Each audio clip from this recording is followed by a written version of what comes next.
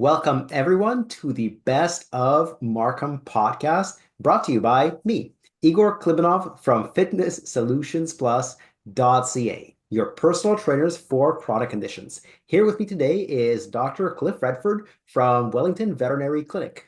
Cliff, welcome here, and thank you so much for being with us. Thank you, man. What am I guess number two? I know I'm not number one.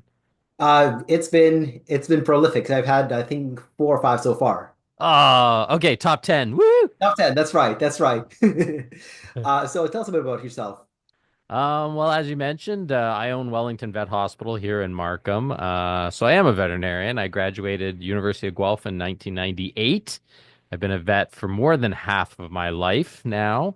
And as I said, I've owned my clinic for 25 years. I just had my 25th anniversary. I was hoping to go somewhere warm and sunny as a celebratory, but I did the opposite. I went up to the Arctic North instead. So, but yeah, that's pretty much me. Three kids, two dogs, a wife, et cetera, et cetera. Awesome. Well, congrats on a quarter century in business. Yeah, man, that's I'm excited. I love Yeah, it. yeah. And how'd you get into veterinary medicine? Yeah, that's a great question. So, I mean, obviously, like I hope like all veterinarians, I loved animals growing up, but I didn't actually decide to be a vet until my senior year. Now, I was always very much interested. I was the kid that, in primary class would take the guinea pig home for the weekend, or the bunny rabbit, or even the class rat. And that's not the person that tells on you. Yeah. That's something else. You handle them a whole different way when they tell on you. When you But so I had a natural love for these animals and a natural fascination. But I had sort of thought about maybe being a veterinarian, but I was really serious about being a science teacher. I was also for a while pretty serious about being a police officer. And for whatever reason, it's a long time ago. I decided that veterinarian medicine is the way I wanted to go, and I haven't looked back since. I got into Guelph in a sort of animal science program, and back then you could apply after a year to get into vet school, and it's a 5-year program back then. I lucked out, got in after a year, and graduated, I think, when I was 24, just a baby. Yeah, yeah. Well, congratulations, and haven't looked back since. Yeah, yeah, I love it. I love it. I remember listening to another podcast with you, and you said one of the things you were also considering was being a marine biologist. Yeah. Yeah, that's right. And that was before it was cool on Seinfeld. Yeah. Before he saved the whale that had the golf ball in his blowhole. Yeah, I'm still fascinated by creatures, by animals and ones that aren't mammals or aren't breathing the water that we're breathing. Though I guess dolphins and whales do, because they're not fish. But yeah, I love marine biology. I've done some coral planting and worked with some coral rehabilitation companies over the years when I've done some traveling. And I think that love for marine wildlife and love for the ocean is what got me into surfing eventually. I love surfing. Yeah. I'm still looking for an ocean that's here in Ontario, but it just doesn't seem to happen. So, but Lake Ontario is pretty big. Yeah, yeah. And you even do it in the winter. I do. Well, so yeah, so surfing, it has become a love of mine. It was a sport that I'd done it a few times on vacation, when the kids were young, and that typical sort of vacation surfing where we did Zed's Ultimate Surfing Adventure Right. in Barbados, I believe. Yeah, it was in Barbados. So and Zed would just, our goal was just to stand up and get to the shore, Yeah. which I did. And I loved it. And so it was always a sport I wanted to do when I retired. Because some of the time I'd be spending wherever it was warm. Right. And it was actually during the pandemic that, we couldn't do a lot of the same sports. And I had heard about how surfing on Lake Ontario was common. Yeah. And I knew it was in the wintertime. So we have these giant 6 and 8 millimeter wetsuits. We look like these giant fat penguins going out there. Full booties, full mittens, -10 degrees. I get an ice beard. when Yeah. I do it. But it's a huge surfing community in Toronto. Like I'd go out there and, there might be 20 of us, which if you surf, California or Hawaii, that's ridiculously small, but much more than I thought. So I do love it, but I do prefer surfing in warm environments. Yeah, yeah. Somewhere south where I don't have to wear a giant wetsuit, but it is a lot easier surfing when you're not wearing that Yeah. gear. But it's my meditation. Just sitting on the lake or sitting in the ocean waiting for the wave. There's nothing you can do. Mother Nature, she doesn't care about your timeline. So you just got to sit and wait. And if you're not paying attention and calm, you miss the waves. So it teaches you to chill out. Yeah, yeah, exactly. I remember seeing so many pictures of you on Facebook and Instagram with the just ice on your beard. Yeah, yeah, it's yeah, a lot less now because my beard's so much shorter. Yeah, But yeah, that's the other surfing people kind of joke that that might be the only reason why I grew the beard was just so I could have the ice beard, which may not be entirely untrue. yeah, yeah, cool Who shots on knows? social media. Yeah, I love it. I love it. What do you like most about veterinary medicine? Yeah, wow. I mean, obviously I love the animals and I love working with people and I love helping them with their pets and talking about working with people. There's a lot of future veterinarians or recent grads that talk about, well, I wanted to do medicine and I don't like people, so I decided to do vet medicine. Well, guess what? The animals don't talk.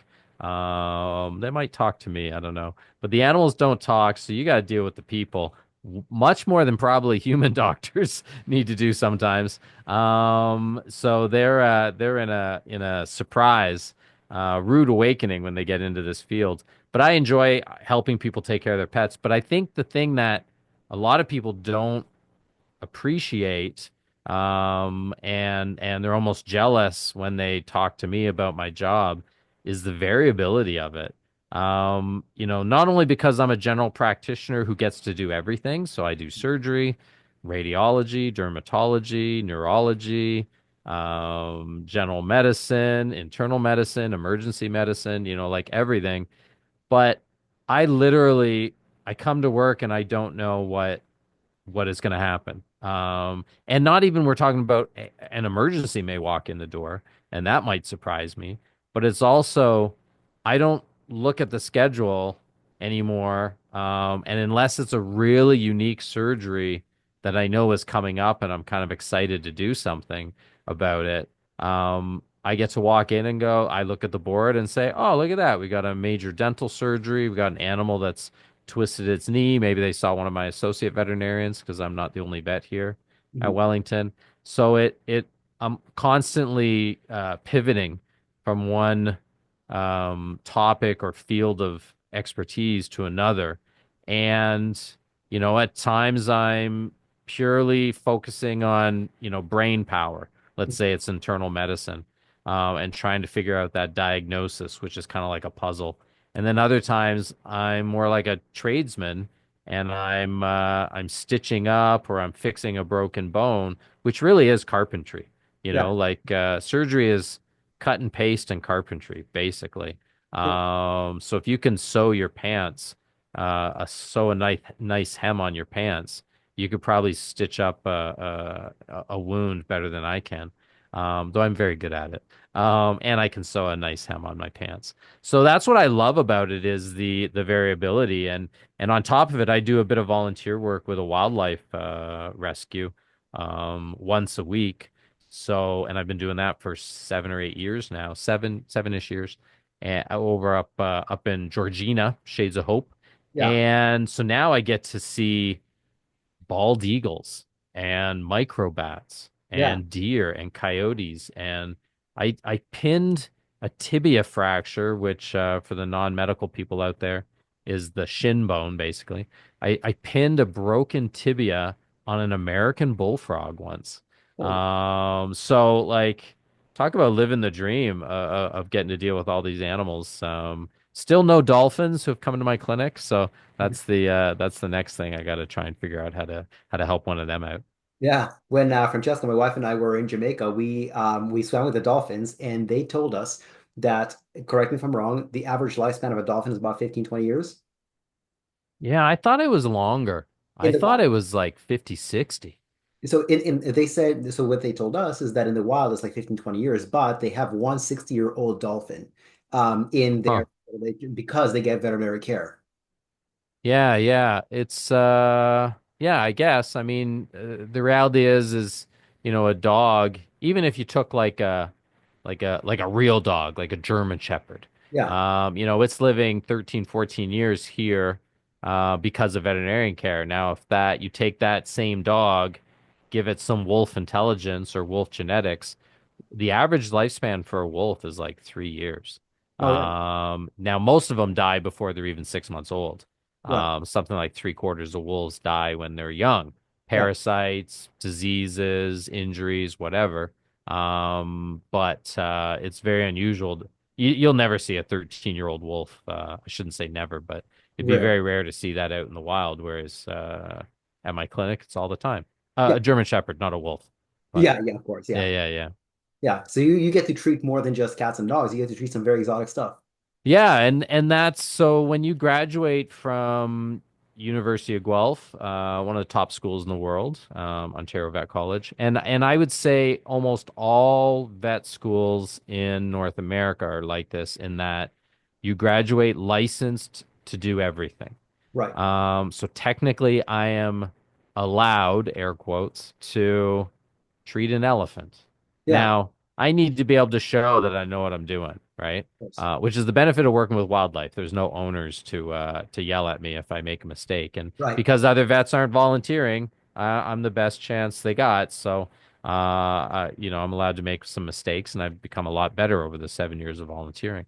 Yeah. But we are licensed to do everything, and now most vets pick a special interest depending on where they live, depending on what they sort of grew up wanting to do. And it was only until I started volunteering with this wildlife place, which I started to do because I was traveling and volunteering to other places around the world, and I was encountering these animals that I would never see here, and quite a lot of wild animals that I needed that experience. So most vets are just cat and dog vets, or Yeah. just horse vets, or just cattle. And I get to do everything. And so it's another thing I love about this job of mine, this career, this calling. It's more of a calling or a lifestyle for me.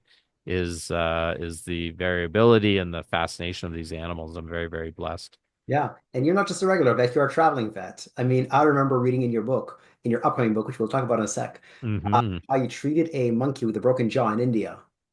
Yeah, that's right. We named her Clementine, a little rhesus monkey. It was my first primate ever, and she came to us. I'd already traveled to Jamaica, and then I did some travel volunteer work in Greece during some wildfires that were happening there every summer.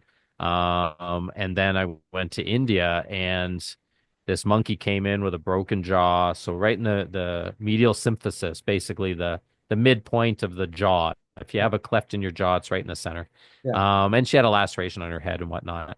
And we had to stitch all that together and wire the jaw together. And I knew how to do that, even though I'd never done it on a monkey. I knew how to do it with dogs. It's a very common injury in dogs, that midline fracture for the jaw. So I Mhm. just did the same technique. But then she ended up having some hand injuries, some neurological injuries we weren't aware of, and I ended up having to amputate the Mhm. forelimb, the forearm, basically from the elbow down. And so that's actually when I started volunteering. I think just a couple of months before that trip, knowing I was gonna see these wild animals. And we saw on that trip, I saw flying foxes, so giant fruit bats, Yeah. which are like, I mean, they're the size of small dogs with wings. It was unbelievable. And then pigeons and bunnies and all these different animals. So it's quite an experience, and I absolutely love it. Yeah. You're working on some really cool stuff. Both as a vet, but also outside of that with boxing, with judo, etc. But Yeah. the next question of what are you working on right now that's exciting to you? I mean, obviously traveling and treating animals very exotic is very exciting. And what else do you have going on?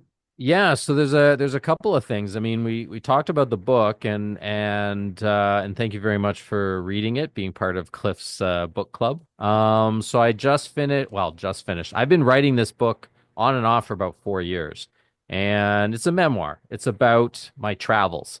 Again, Jamaica, Greece, India, Panama, Cairo, Egypt, and then Ukraine. et cetera, et cetera, and then Ukraine twice. Yeah. And it ends in Ukraine. And I just finished it. I had some people read it, including you and some other friends. And it is now in the hands of a couple of publishers, Awesome. one in the US, one in Canada. So maybe they both come back saying they don't like it. Maybe one of them likes it, or maybe both of them like it, and then I get to have them fight over it. That'll be nice. I read So the If they say they don't like it, they're fools. I think so. I mean, yeah, yeah. I mean, they've read the sample chapters and really, really enjoyed it and asked for the full manuscript. And I am willing to rewrite. So I know there's going to be some rewrites. There's going to be some polishing. And I probably got to edit it down. It's 93,000 words right now, which is about 330 pages. That's too long for a memoir. Only if you're a rock star or something like that is someone going to read that long of a book that's kind of about your life.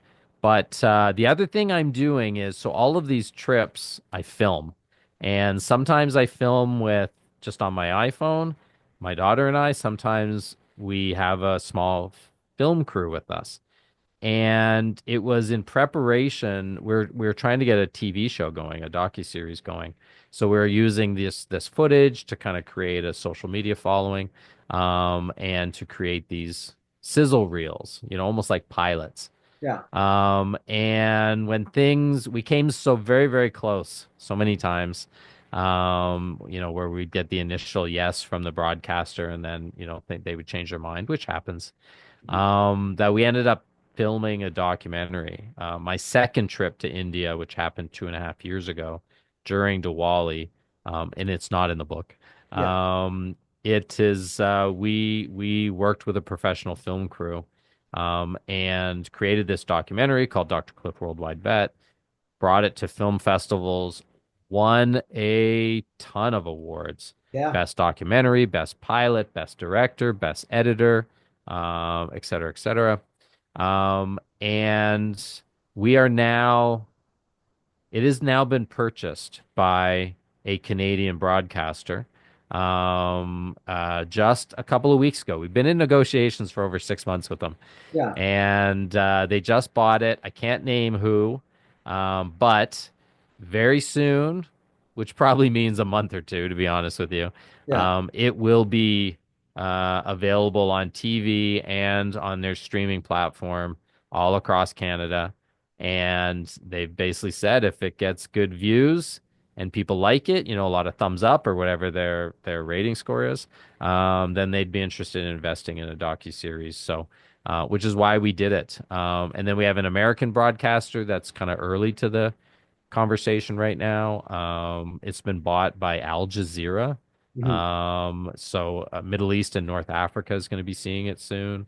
And then a couple of channels globally as well. So I'm very excited because this has been a long, long. I mean, you and I met back when we did that podcast-esque radio show, before we even knew it was a podcast. Yeah. What was it? Health Talks 360? Health-wise 360. Healthwise 360 on the AC Media Network. That's it. Like I was trying to get a docuseries then, so that was like 12 years ago. So this is Yeah. a long, long, long journey, and I really hope that people like it. And so, just for everyone listening, pay attention to newspapers and social media and whatnot, because soon it's going to be available for everyone to view. Yeah. Well, I watched your the entire movie back in the theater, and I liked it. That's right. So, no, and I don't even have any pets. Yeah, yeah, you're not an animal guy. Yeah. Yeah. Yeah. Well, and that's the thing. I mean, there's we talk about how it opens with me rappelling down a well in India to save a dog that had fallen in, that had been frightened by the fireworks of the Yeah. Festival of Lights of Diwali.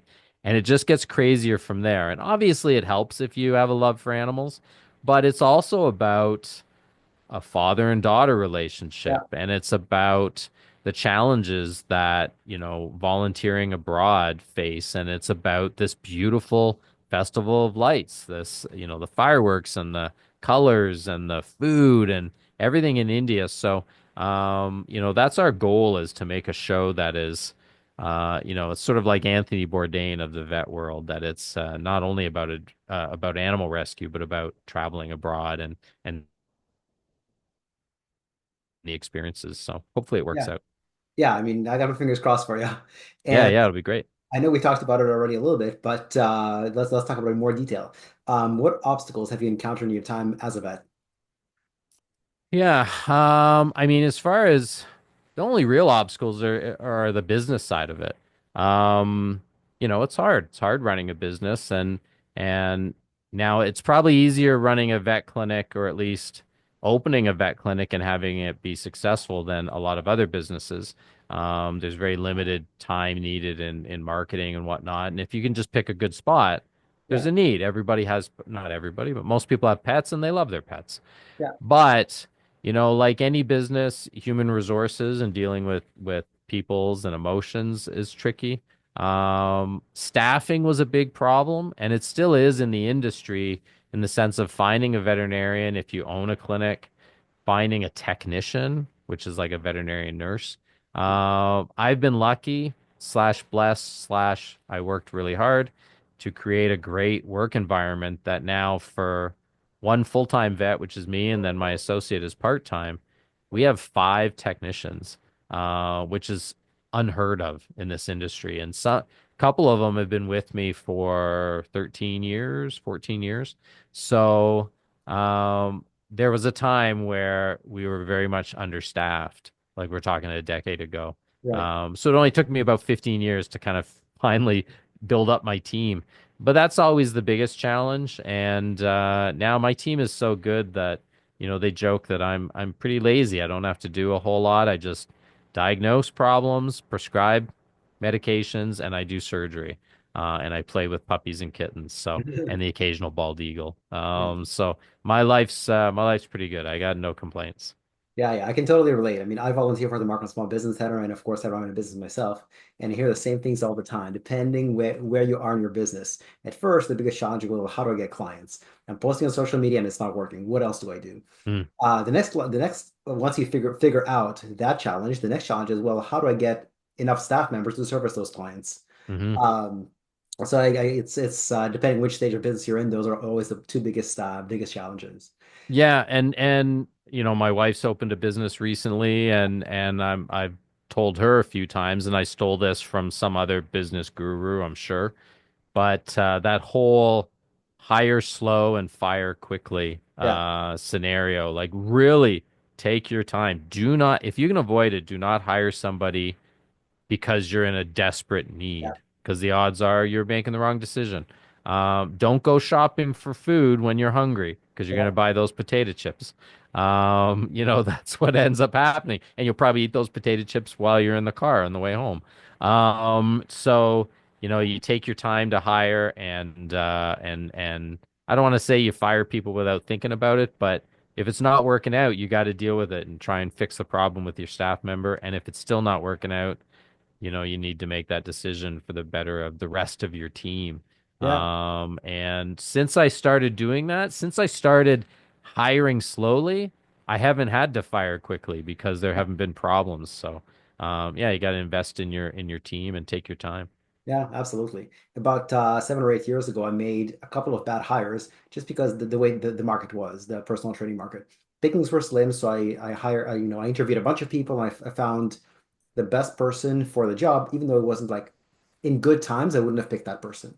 Mm, Um, but I was thinking, well, I have clients who are ready to go. I need to hire this person.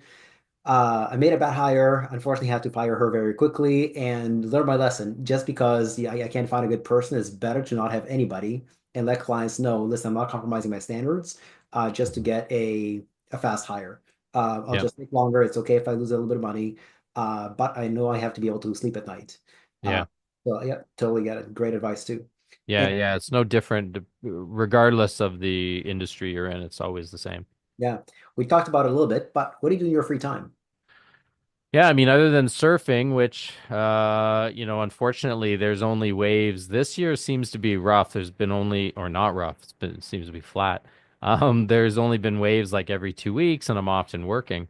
But my big one now is boxing. I Yeah, fell in love with boxing, as you know, 4 or 5 years ago.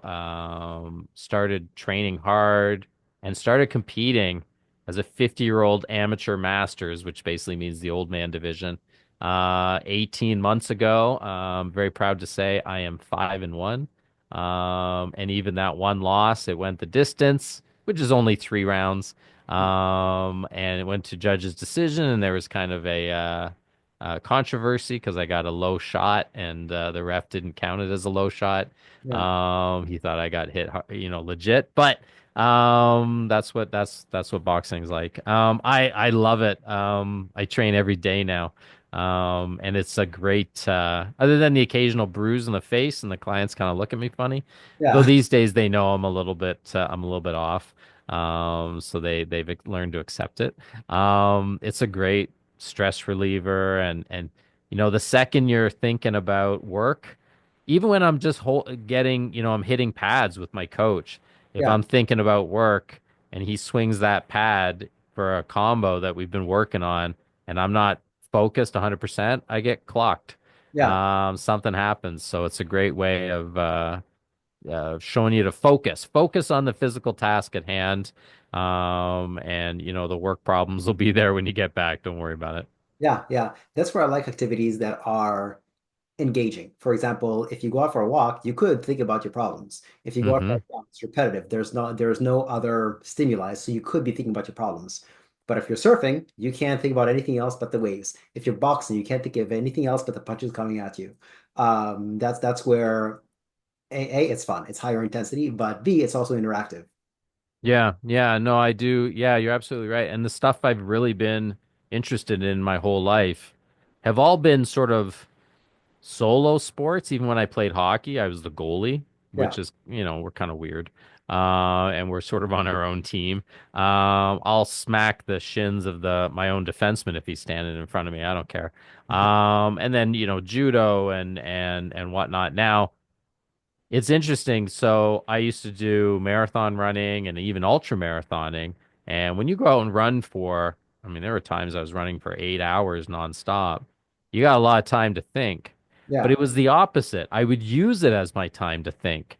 Yeah. And that blood flow to the brain would help you solve problems. It would bring up sort of creative solutions, or you got no one to talk to or to listen to except for the voices in your head. So Yeah. it allows you to think out problems. So I have been enjoying sports that are the opposite to boxing and surfing and things like that, in that it gives me a chance to think.